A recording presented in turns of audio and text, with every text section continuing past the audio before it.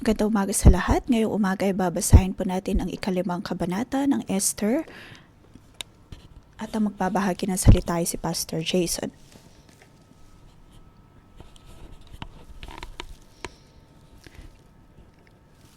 Ito po ay napakasimpleng chapter ngunit kakaiba din o kaya misteryo.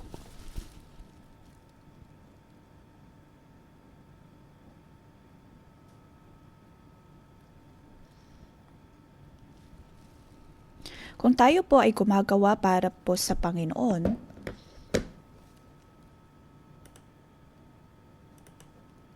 maaring sa pagbabasa natin ng kabanatang ito ay mapapansin natin na dapat tayong maging maingat lalo na sa pagsusuko ng ating buong buhay para sa Diyos at para sa komunidad.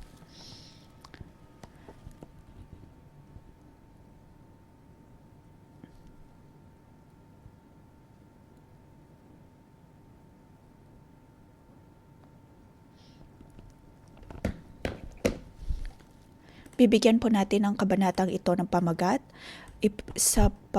isabuhay ang iyong pagkakakilanlan. Katulad ni Esther na isinabuhay ang kanyang pagkakakilanlan bilang reyna at paghihintay din ng pagkakataon upang makausap ang hari.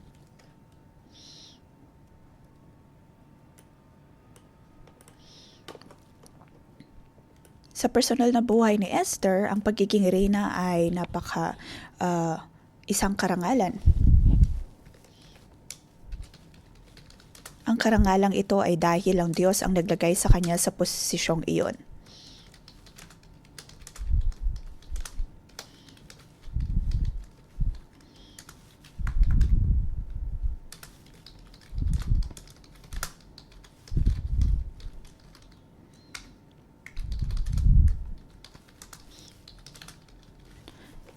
Sa kabanatang ito, alam natin na si Esther ay reyna na. Sa chapter 2 ay nabasa po natin kung paano pinatawag ang lahat ng mga birhen sa Susa.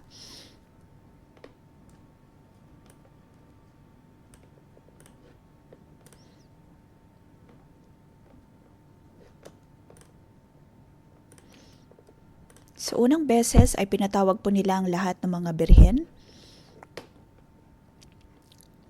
At ito na po ay ang pangalawang pagkakataon.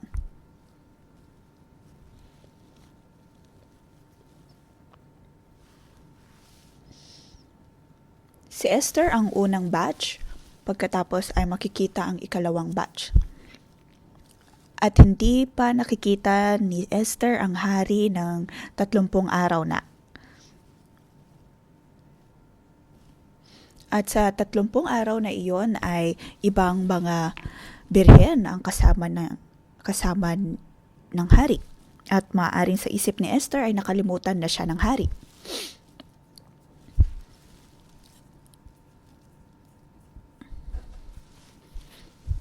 Na para bang kahit na mayroon na siyang ganong posisyon ay hindi pa rin klaro ang pabor ng hari para sa kanya.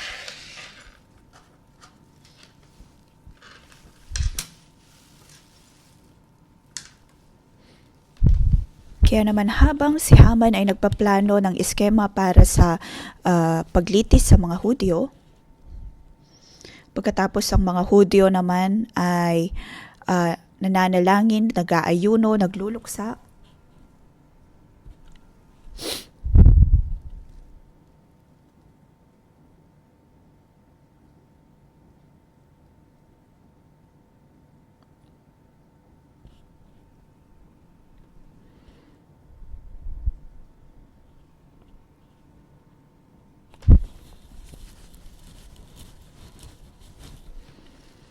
dumating sa pagkakataon na si Mordecai ay umiiyak sa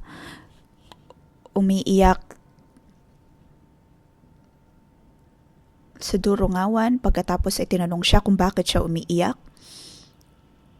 Hindi alam ni Esther ang lahat na nangyayari sa labas. Ganun po ang sitwasyon sa panahong iyon.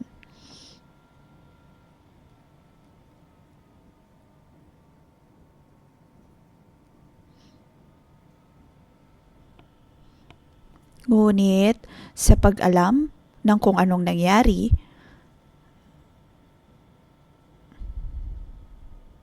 Sa pag-alam ng pangyayari, ay nagdesisyon si Esther kung ano ang dapat na gawin.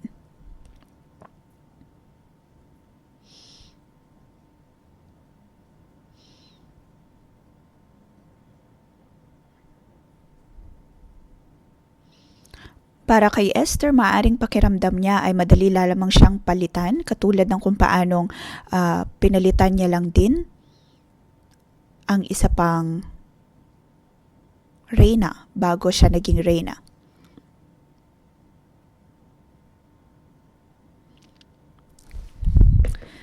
Pinapakita lamang po nito na kung paano man ang ating mga naranasan sa buhay ay magkakaroon din ng epekto sa kung paano tayo magdedesisyon o kaya paano natin titignan ang bawat sitwasyon. Si Esther ay ang reyna at reyna ng buong kaharian.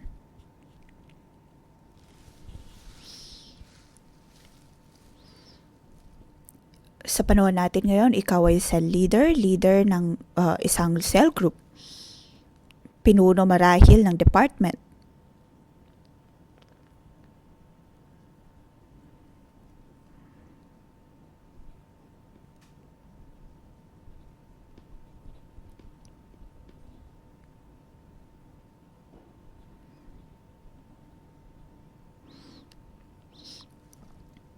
Ngunit dapat nating tandaan na kung mamumuhay lamang po tayo ayon sa ating sariling kagustuhan na kinakalimutan ang ating pagkakakilanlan, hindi po ito tama. Para kay Esther, takot siya na makalimutan o kaya ay mawala ang kanyang buhay.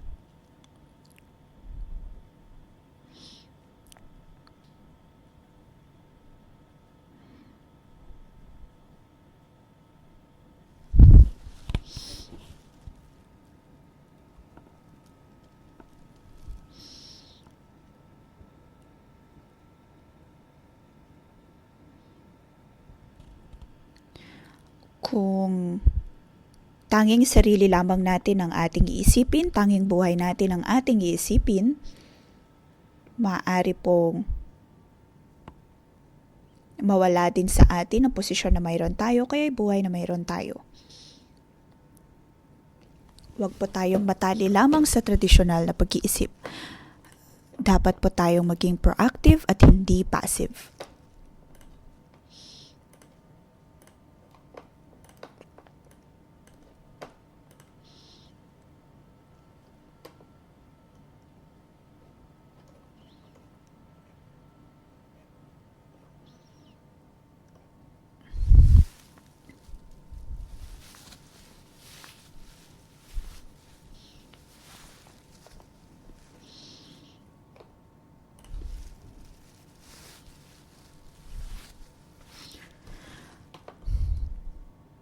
Para kay Esther, hindi po siya nakatali lamang sa kanyang,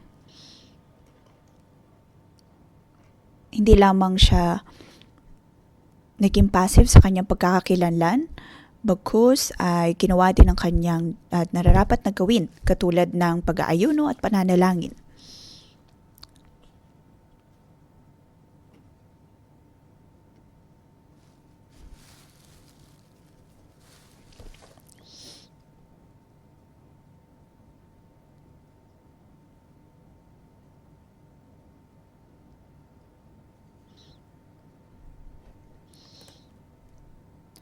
Sabi sa verse 1, lumipas ang 3 araw mula na mag-usap sina Esther at Mordecai, isinuot ni Esther ang kanyang kasuotan bilang reyna at tumayo sa bulwagan ng palasyo. Sa tapat ng tirahan ng hari, nakaupo noon sa trono ang hari paharap sa pintuan ng palasyo.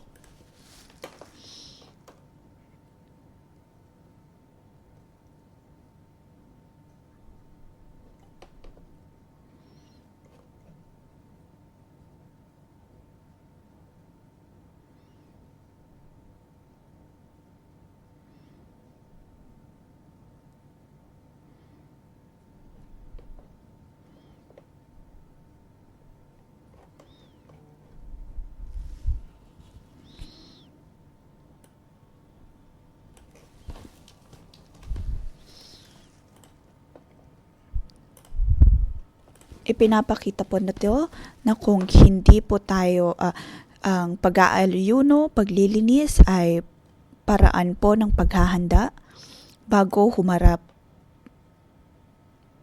sa templo.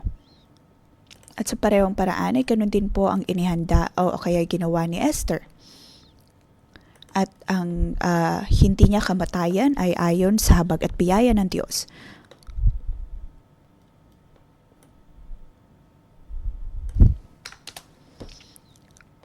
Alam po natin sa ating sariling mga buhay na marami po tayong mga nagawa na hindi naman malinis, ngunit tayo ay narito pa rin at hindi nasaktan dahil alam nating lahat ay dahil sa habag at biyaya ng Diyos. Pagkatapos sa verse 3, sinabi ng hari, "Bakit aking reyna? Sabihin mo kung anong ibig mo at ibibigay ko sa iyo kahit ang kalahati ng aking kaharian."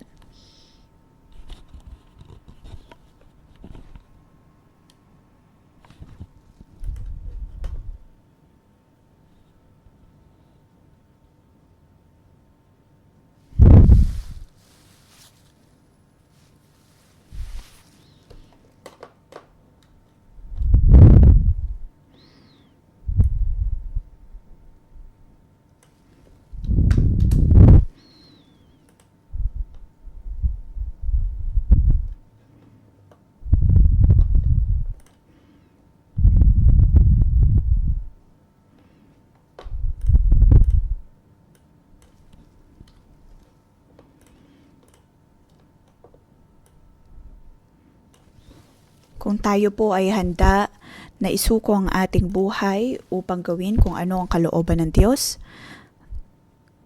tayo po ay maghahari kasama din ng Diyos.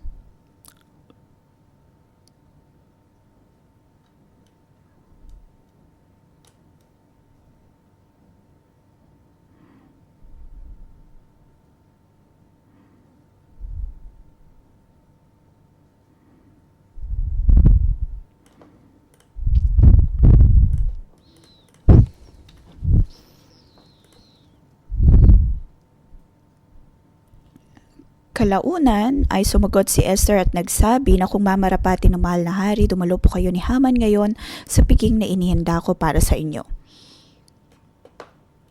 Maaring ito ay kakaibang nais ni Esther, ngunit naroon pa rin na ginawa ito ng hari. Maaring sa pag-iisip ng hari, ano ang nangyayari?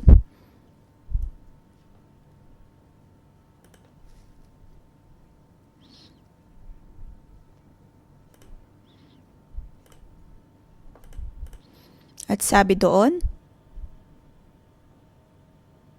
habang sila'y nagiinuman, tinanong ng hari si Esther, "Ano bang gusto mo? Sabihin mo't ibibigay kong lahat, kahit ang kalahati ng aking kaharian."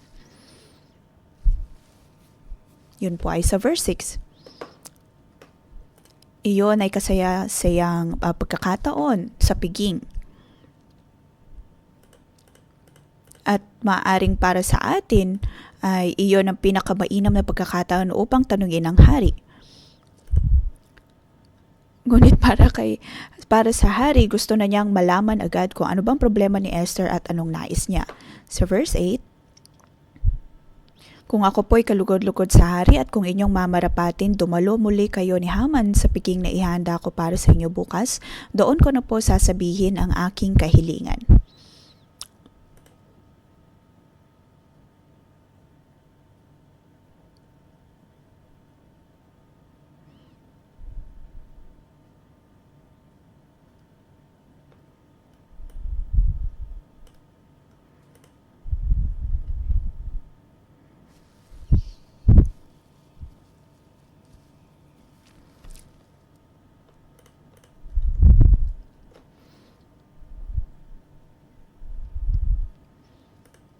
Sa verse 7 at 8, nagpatuloy po ang ganitong pag-uusap. Pagkatapos ay nagsilita na si Esther na kung maaari bang dumalo muli sila sa isa pang piging.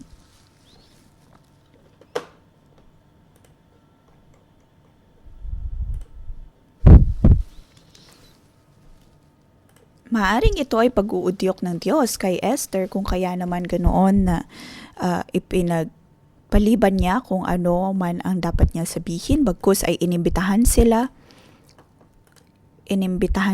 sa isa pang piging.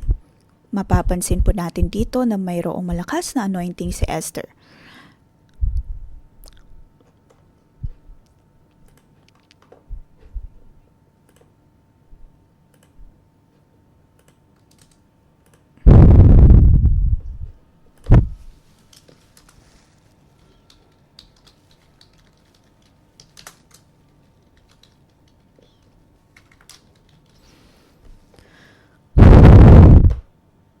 Maaari kung ikaw ay ang hari, ikaw ay magtatanong at mag-iisip ano ang nangyayari, bakit kailangang 2 beses na magkaroon ng piging upang masabi ng reyna kung ano man ang kanyang naiisip. Maaring naging dahilan ito upang ang hari ay hindi makatulog.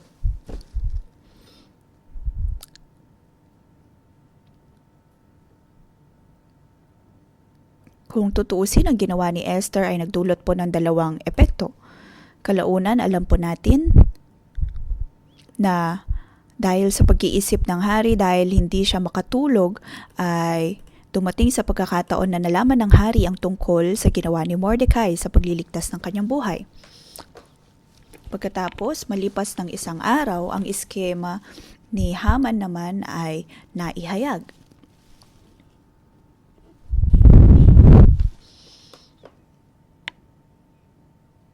Sa unang gabi ay wala pang senyales ng plano ni Haman. Ngunit nangyari din po ito. Dito mapapansin po natin na kung alam natin na tayo nasa kalooban ng Diyos, hindi po natin kailangang magmadali.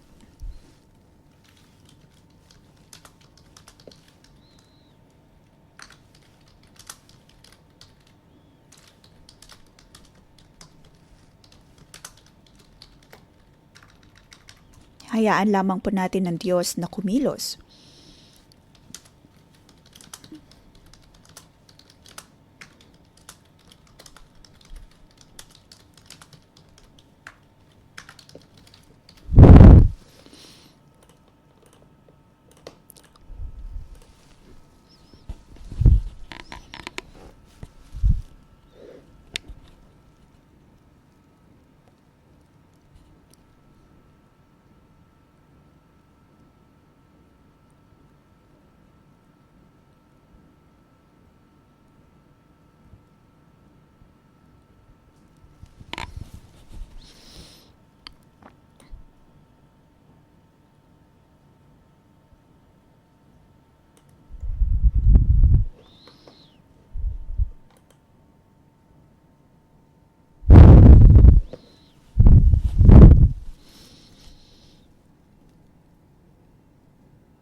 Maaring kung hindi po ito ginawa ng reyna, ay makakapagplano na naman si Haman ng isa pang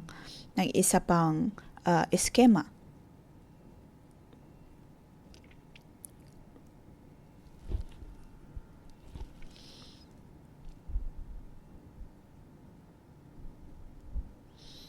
Pagkatapos, napag-alaman na si Mordecai ay ang parehong tao na gustong saktan ni Haman. Ngunit walang nakakaalam na mayroong problema sa pagtulog ang hari hanggang sa nabasa po natin ang mga sumusunod na pangyayari.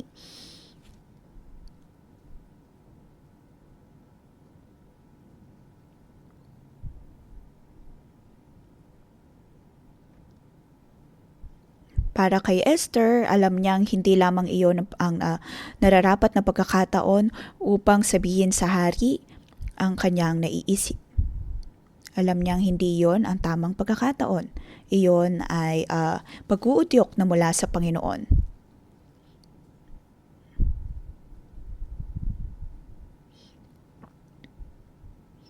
Kailangan niyang ramdamin ang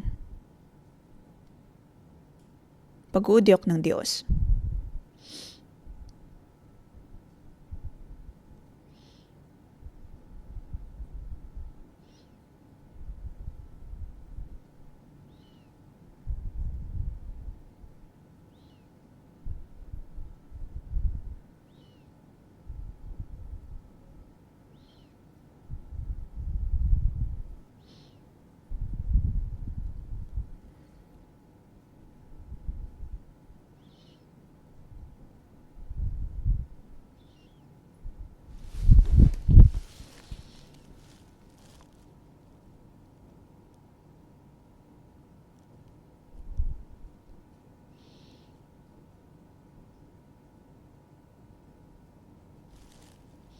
Kung tutusin ay mahirap ang humingi ng signos mula sa Panginoon. Ngunit nakikita po natin ito sa atin pong iglesia, lalo na sa buhay ni Pastor Joshua. Lalo na sa unang pagkakataon ng si Pastor Joshua ay kailangang magkaroon ng opisina.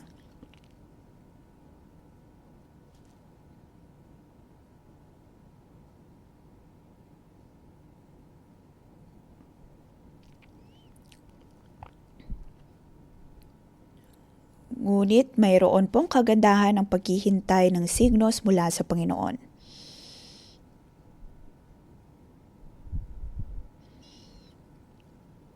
Alam ni Esther na kung wala ang pangunguna ng Diyos, ay hindi po mapapangyari kung anuman ang plano niya. Sunod sa verse 9,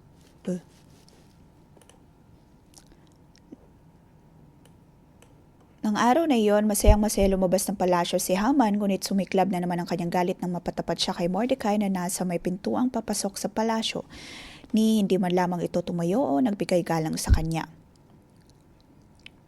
Pagkatapos sa verse 10, gayunman nagtimpi na lamang siya tuloy-tuloy na umuwi. Pagdating ng bahay, tinawag niya ang kanyang asawang si Zeres at ang kanyang mga kaibigan. Maging si Haman ay nagkintay din, nagtimpi din. Ngunit nagtimpi siya para sa hari.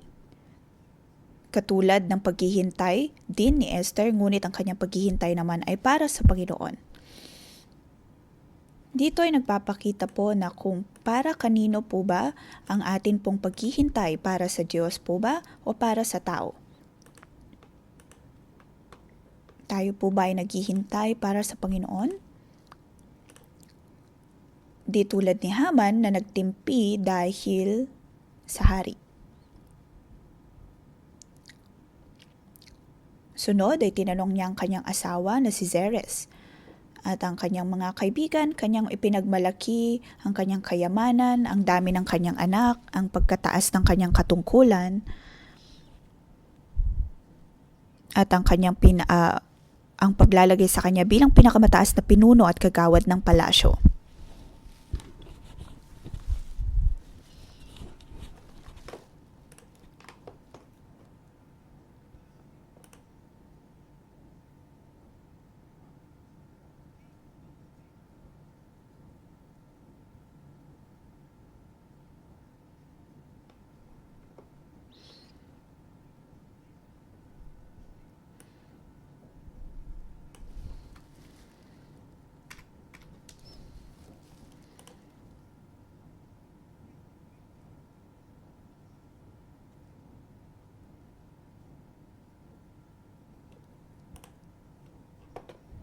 Si Haman ay makasarili.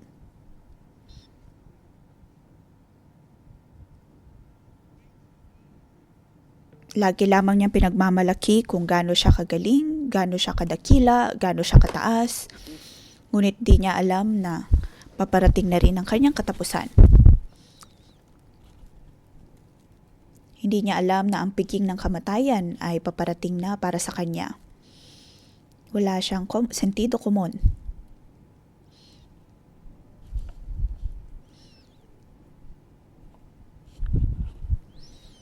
Ang reyna ay nagtungo sa hari. Pagkatapos ay inimbitahan sila sa banquet.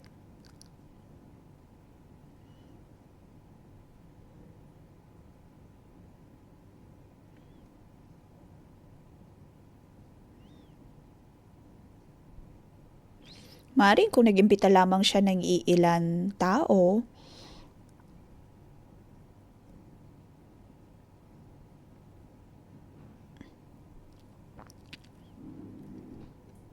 at si Haman ay wala siyang kaide-ideya kung ano ang susunod na mangyayari.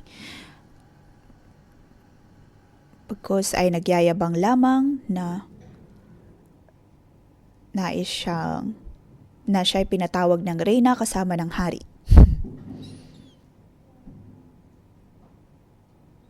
Hindi niya alam na, na mayroon ng malaking pagbabago sa espiritual na aspeto.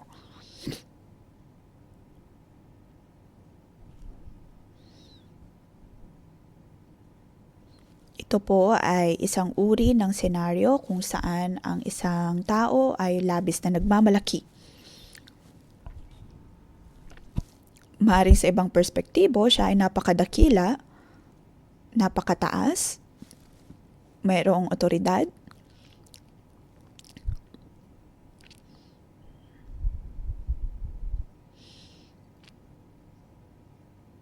ngunit mayroong labis na kayabangan. Itinataas lamang ang kanyang sarili. Pagkatapos sasabihin naman ng iba, oo, magaling ka nga talaga.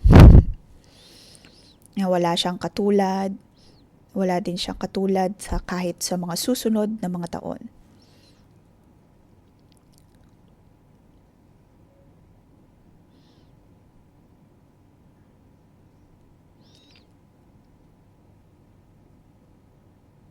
Ngunit, dapat po tayong matuto. Dapat po tayong matuto na maging mapagpakumbaba.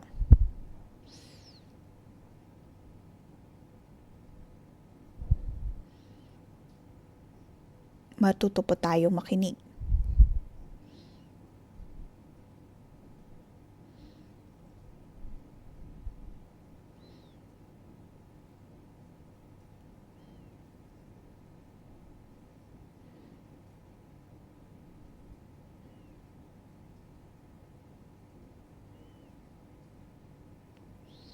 Pagkatapos si Haman ay galit na galit dahil sa pagbabanggit ng tungkol kay Haman kung kaya naman ang kanyang asawa ay nagkaroon din ng ideya.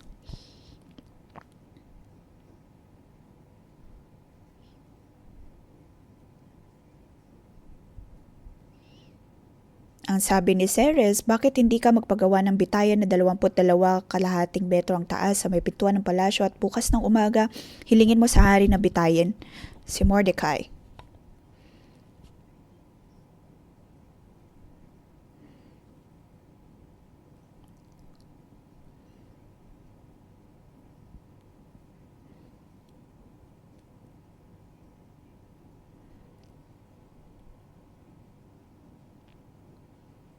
Ngayon, makikita po natin dito ang plano ni Haman.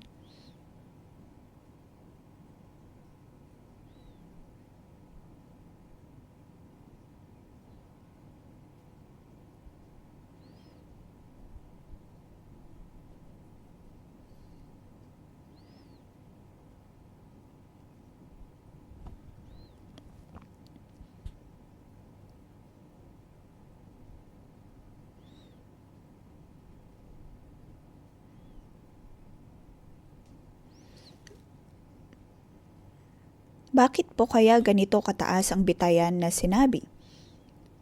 Ang batayan na ito ay mas mataas pa kaysa sa palasyo. Nang si Haman ay nagkakaroon ng piking,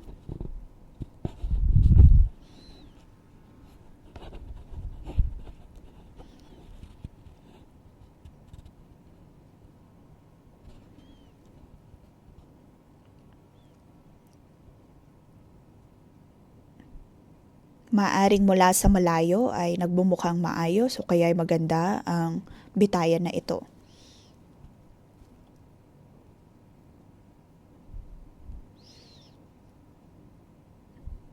Muli, dapat po nating alalahanin ang ating posisyon, isabuhay ang ating posisyon, ating pagkakakilanlan.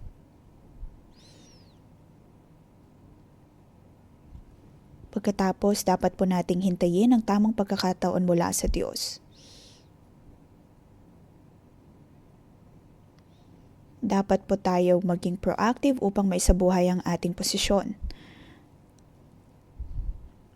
Dapat po nating hintayin maging ang pagkakataon na nagmumula sa Panginoon.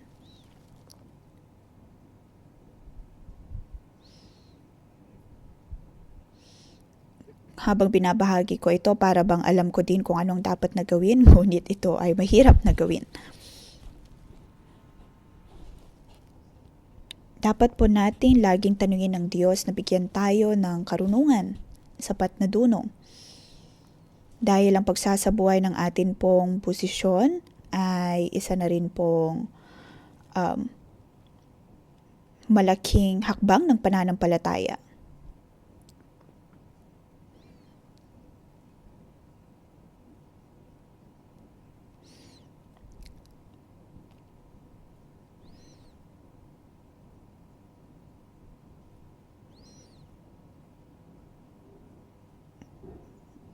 Naway lagi po nating isabuhay ang posisyon na ibinigay po sa atin ng Panginoon. Laging magpakumbaba. Atin pong purihin ang Panginoon.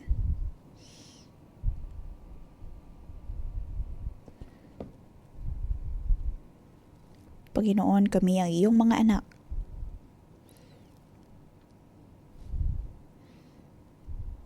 Panginoon, muli kami ay dumudulog sa iyo.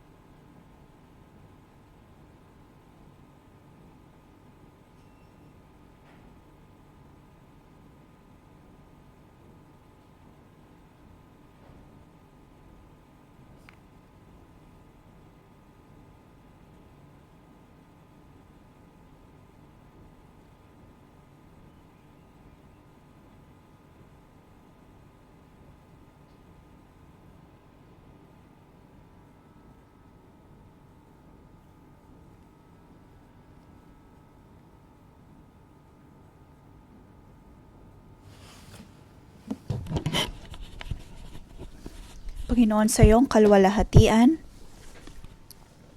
wala nang masihigit pa. Lahat ng takot, lahat ng kalamidad, lahat ng problema ay hindi magiging higit pa sa iyong kalwalhatian. Katulad ni Esther, siya ay tumulog sa hari, sa kanyang kaharian. Nagkaroon siya ng tapang at pinanghawakan ng kanyang posisyon. Hinarap ang hari. Naway maging katulad po tayo ni Esther, natanggapin ang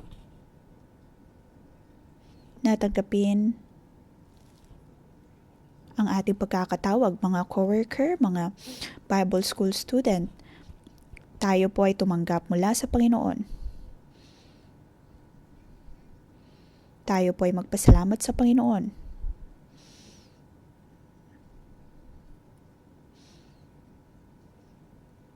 At muli ay atin pong palakasin ang ating mga sarili na ang lahat ay mula sa Panginoon. Bilang ina, bilang mga magulang, bilang Bible School student, bilang coworker, ang bawat po nating pagkakakilanlan, pagkakatawag ay mula sa Panginoon. Tayo po ay magpasalamat sa Panginoon.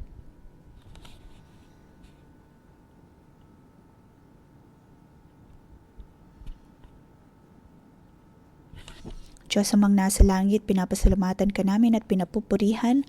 Maraming salamat o Diyos dahil kahit kano pa man pangit ang mga sitwasyon sa aming paligid, alam po namin Panginoon na naroon ka. Maaring may mga pagkakataon na hindi karapat-dapat, ngunit naroon pa rin na ikaw ay nakikinig. Panginoon, pinupuri kita. Maraming salamat o Diyos sa pagbibigay sa amin ng pagkakataon na makapasok sa templong ito. Alam namin o Diyos na lahat kami ay iyong mga anak at kami ay nagpapasalamat sa iyo dahil nabigyan kami ng pagkakataon na maglingkod sa templong ito.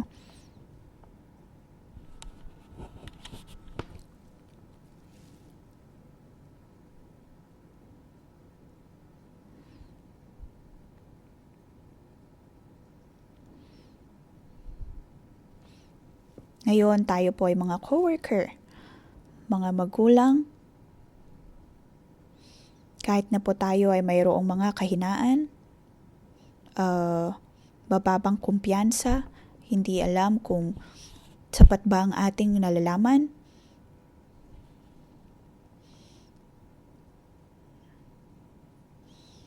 Iniisip lagi na hindi tayo karapat-dapat sa posisyon na mayroon tayo.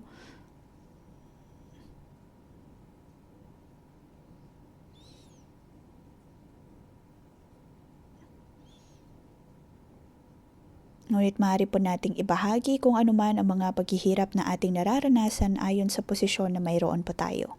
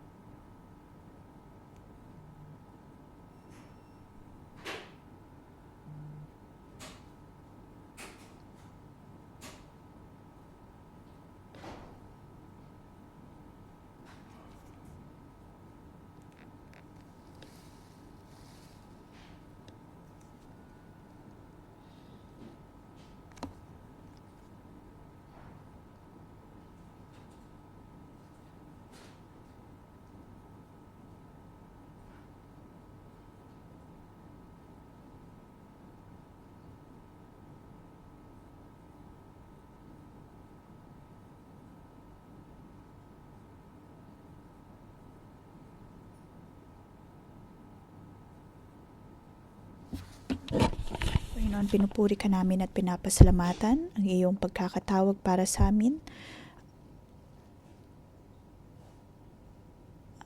Lagi mong ipinapaalam sa amin, O Diyos, na mayroon kang pagkakatawag para sa amin.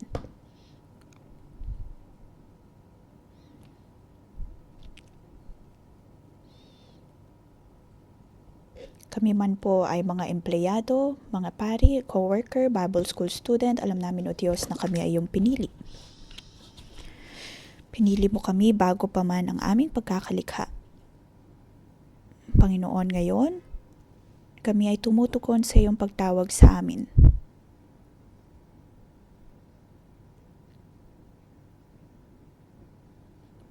Binigyan mo kami ng aming sariling pagkakakilanlan at mga posisyon. Panginoon, naway tanggalin mo ang bawat naming kahinaan. Pakiramdamin ay mahina kami, walang sapat na pundasyon, hindi laging sapat, ngunit Panginoon, tulungan mo kami.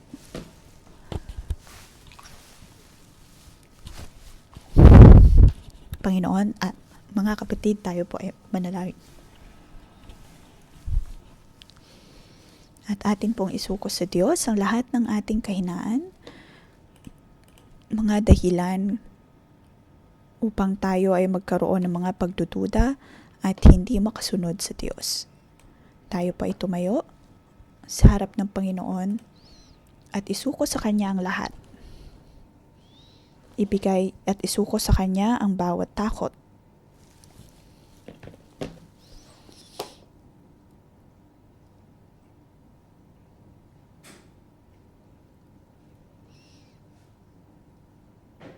Ibigay po natin sa Diyos ang bawat pagdududa, ang bawat kababaan ng kumpiyansa.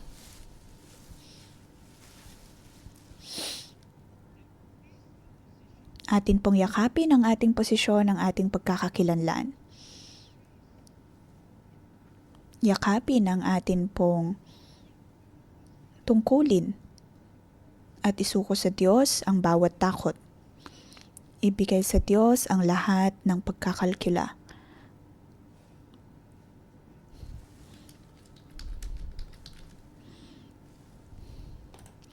Panginoon, bilang isang ina, alam ko na maraming mga pangangailangan ng aking mga anak sa iba't ibang mga pagkakataon, ngunit hindi ko alam kung paano ibigay ang kanilang pangangailangan, ngunit Panginoon, tulungan mo ko. Ako ay natatakot din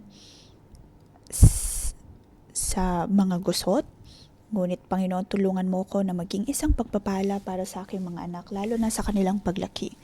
Tulungan mo kami na lumakad sa iyong kalooban.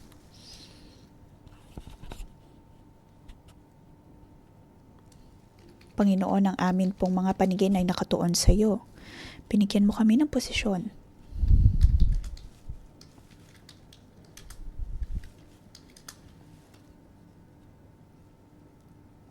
Tuwing nakikita po namin ang aming sarili, nakakalimutan namin ang iyong kalooban. May mga pagkakataon sa bawat araw ng amin pong buhay, ano nga ba talaga ang ginagawa namin? Sa nagdaang taon, ano ang ginawa namin?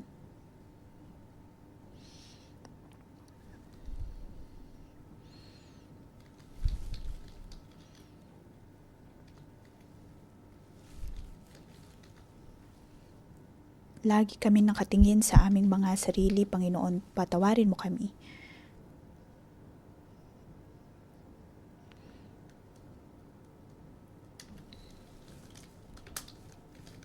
Lagi naming itinataas ang aming sarili, pinagmamalaki ang aming sarili.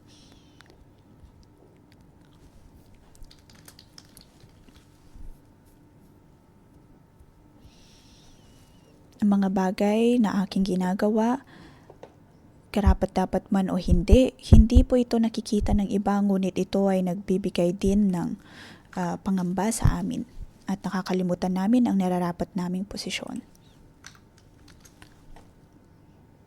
Panginoon, nais naming bumalik sa posisyon na iyong ibinigay sa amin. Katulad ni Esther, na ang kanyang inilagay ang kanyang kasuotan bilang reyna. At sa kanyang paglalagay niyon ay tinawag na siyang Hadasa. Hindi na siya katulad ng dati pa na isa lamang ulila.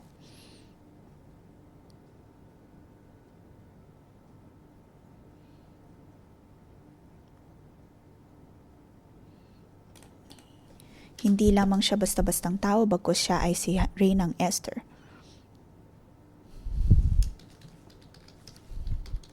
Panginoon, igawad mo sa amin ang posisyon na iyong ibinigay para sa amin.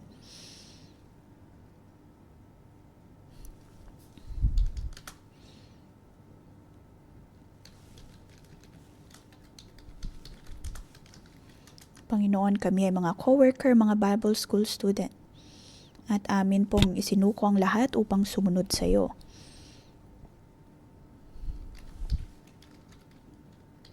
Maging leader ng marketplace.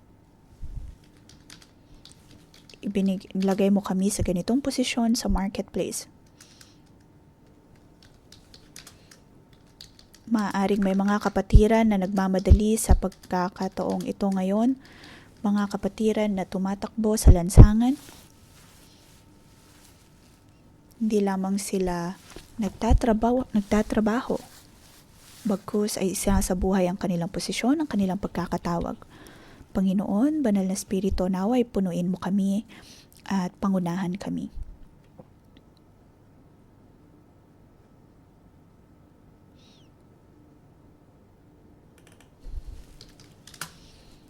Tulungan mo kami, O Diyos, palakasin mo kami, O Diyos, upang tunay kaming makasunod sa iyo.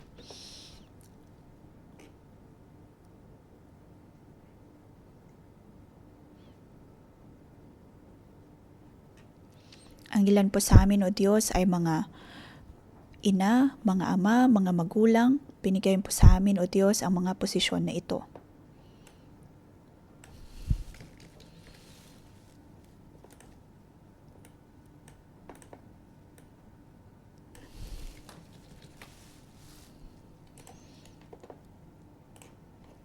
Mga kapatid, atin pong ipanalangin ang mga Haman sa atin pong mga puso.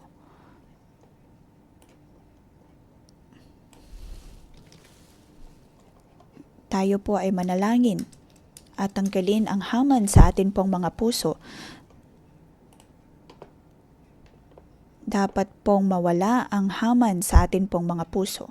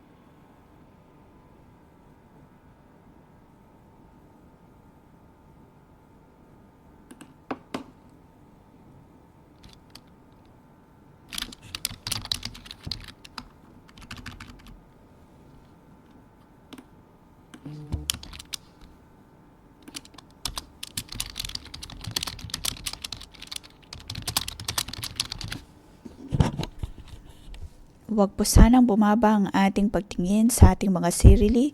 Kung alam po natin na tayo ay mayroong mga paghihirap, sa tuwing tayo man ay nakikita ng iba o hindi, ngayon tayo po ay tumayo. Tanggalin po natin ang pagiging makasarili, ang kayabangan, ang mababang pagtingin, ang lahat ng takot.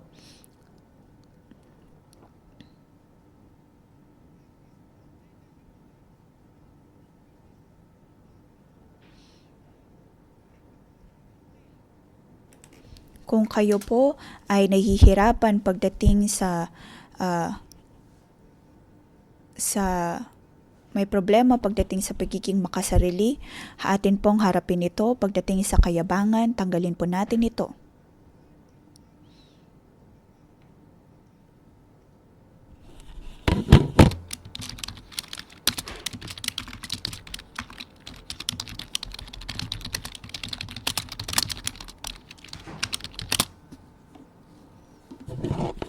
Tayo po ay manalangin sa Panginoon, mangumpisal sa Diyos, isuko sa Kanya ang bawat kayabangan. Hindi nalulugod ang Diyos. Sa kayabangan, hindi nalulugod ang Diyos. Sa ganitong mga bagay. Panginoon, ako ay makasarili. Laging nakatingin lamang sa sarili. Panginoon, iligtas mo ko. Tayo pa ay dumaing sa Panginoon.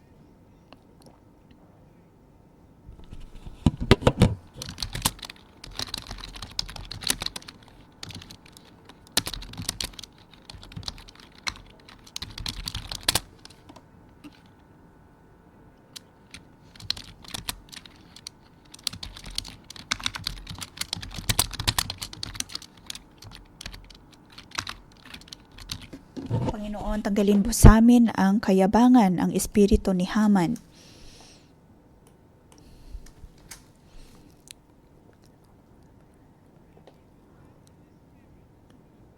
Atin pong kalimutan ang espiritong ito, ang espiritu ng kayabangan. Panginoon, amin po itong sinusuko. Lagi nating tinitignan ang ating mga sarili, hindi walang pakialam sa komunidad. Panginoon, narito kami na isinusuko ang lahat sa iyong harapan. Kami ay dumudulog sa iyo. May mga pagkakataon nakatikin lamang kami sa aming sarili. Kung kami ba ay masaya, kung kami ba ay napapansin, at wala kami pakialam sa cell group, sa Bible school, sa aming komunidad. Nakatingin lamang po sa aming mga sarili. Ang aming mga paningin ay nakatingin lamang sa aming sarili. Hindi kami nagpapakumbaba. Hindi kami nananalangin, nakatingin lamang sa aming sarili. Ngunit alam namin, O Diyos, na ang lahat ng ito ay hindi mo kinululugtan. Kaya Panginoon, patawarin mo kami.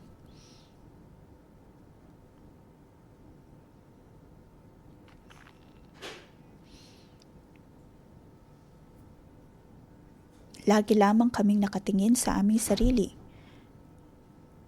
Laging naghahabol ng mga bagay para lamang sa aming sarili. Mga kapatid, atin pong ilagay ang ating kamay sa ating mga puso. Panginoon, aming inaamin na kami ay mahina. Hindi namin alam kung gaano kami kahina. Kababa. Hindi namin mapansin, O Diyos, kung gaano kami kayabang. Lagi kaming nagbibigay ng kritisismo, nanguhusga ng iba, hindi tumatanggap ng mga payo, pinipilit lamang ang aming sariling kagustuhan, ngunit Panginoon, kahabagan mo kami. Nakikita mo, O Diyos, ang aming mga paghihirap. Panginoon, patawarin mo kami. Panginoon, ang iyong banal na dugo, ang banal na krus, ang tumulong sa amin. Panginoon, tulungan mo kami.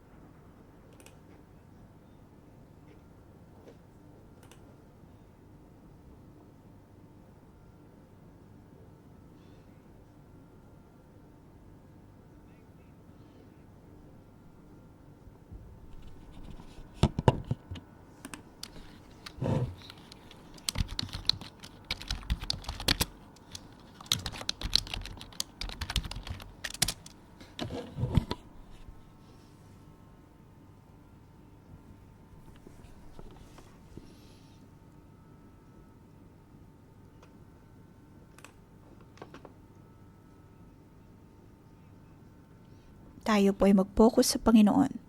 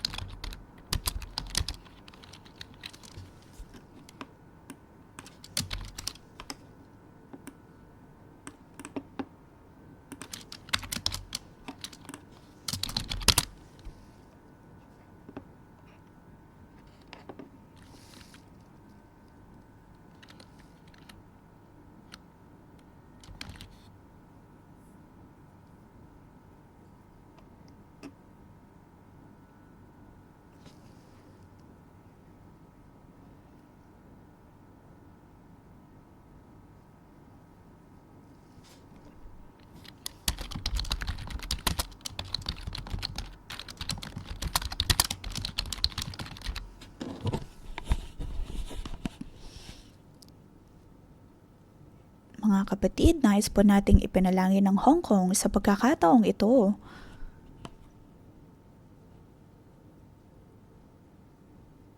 Ngayon po ay ang 2026, taong 2026. 611 sa Hong Kong, paano po tayo titindig para sa Hong Kong? Maaring pinag-uusapan po natin ang ekonomiya, pababa ng pababa, ngunit dapat po nating isipin na dahil tayo pinili ng Diyos, ang Hong Kong ay hindi na po magiging katulad ng dati. Ang Hong Kong ay magiging maayos, magandang syudad, magkakaroon ng kalwalhatian, hindi dahil sa pinansyal na aspeto, ngunit dahil sa Panginoon, dahil sa kay Hesus Kristo. Ngayon, tanggapin po natin ang ating pagkakatawag, ang ating posisyon katulad ni Esther na isang reyna.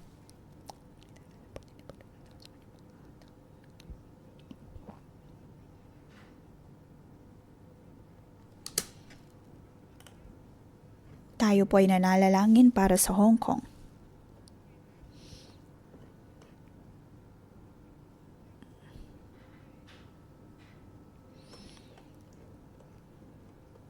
Ang nais po natin para sa Hong Kong ay ang magkaroon ng pagbabago. Ang Hong Kong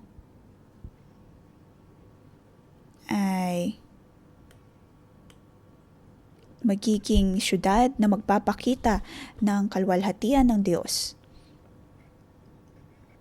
Hindi lamang tayo nakatingin sa ekonomiya ng Hong Kong, sa property market, ngunit Panginoon, kami ay nakapokus sa iyong kalooban para sa Hong Kong. Ang iyong kalooban para sa Hong Kong ang siyang mapapangyari. Panginoon, pinupuri ka namin.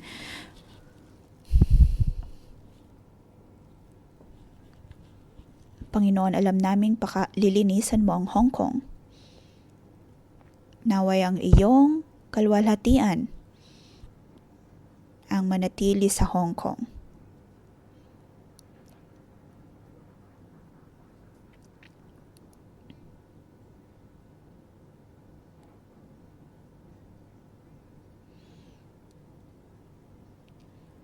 Atin pong isuot ang ating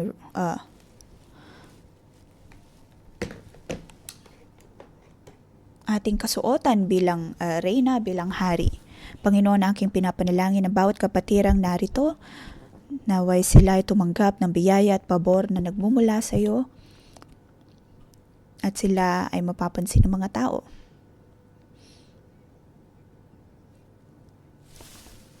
At ang kasalanan ni Haman ay hindi na mananatili sa aming mga puso. Ito po ang aming dalangin sa pangalan ni Jesus. Amen. Dito po nagtatapos ang ating pangumagang debosyon. Magandang umaga.